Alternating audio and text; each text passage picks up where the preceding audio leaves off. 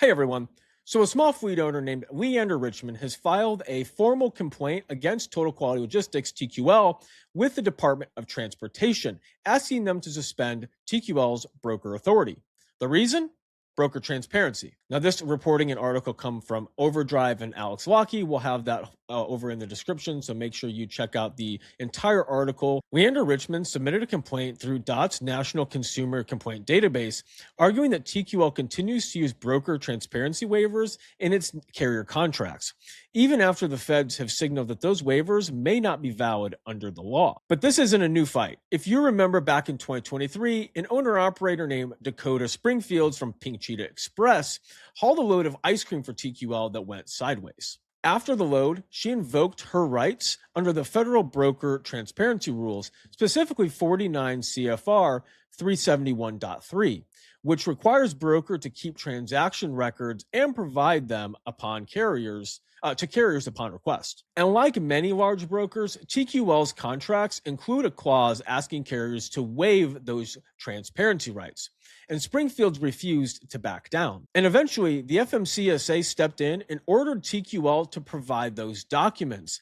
The FMCSA also requested that TQL remove broker transparency waivers from its contract. TQL did hand over that paperwork, but according to multiple reports, it did not remove the waiver language. Now, if you guys remember, this was a pretty big story back in 2023. Those records showed that TQL kept roughly 44% of the gross revenue on that ice cream load for Pink Cheetah Express. And that revelation lit a fire across the industry and fueled a much larger debate around broker margin caps and broker transparency. Dakota Springfields later sued TQL over its refusal to provide transparency documents on more than a dozen additional loads over the continued use of waivers. That lawsuit was dismissed in November of 2025, but she has since filed an appeal. Leander Richmond is taking a different approach. In his complaint, he's asking the FMCSA to suspend TQL's broker authority entirely until it returns to full compliance with the OP1 oath brokers sign when they receive operating authority. And his argument is simple. When brokers obtain authority, they certify under oath that they will comply with federal law.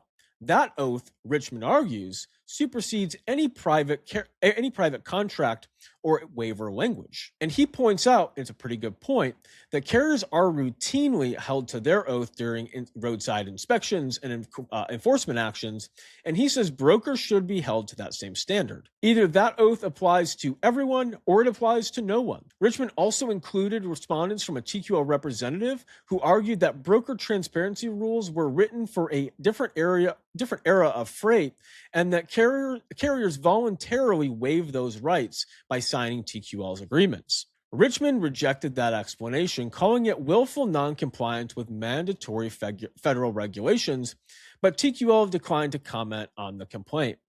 Now, this is all happening as the FMCSA signals increased scrutiny of illegal brokers, double brokering, and seeing we may have a final word, a final ruling on broker transparency. But yet, we have heard that several times over the last several years, and that has been kicked down the road. So we'll see if we actually end up having a final final ruling on that. Now, carrier comments to the Federal Register have overwhelmingly stressed that brokers should not be able to contract their way out of their regulatory duties.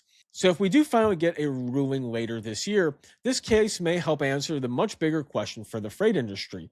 Do broker oaths carry the same weight as carrier oaths or not? Now, speaking about carriers, did you know that another truckers association is suing the FMCSA and California over their enforcement over non-domiciled CDLs?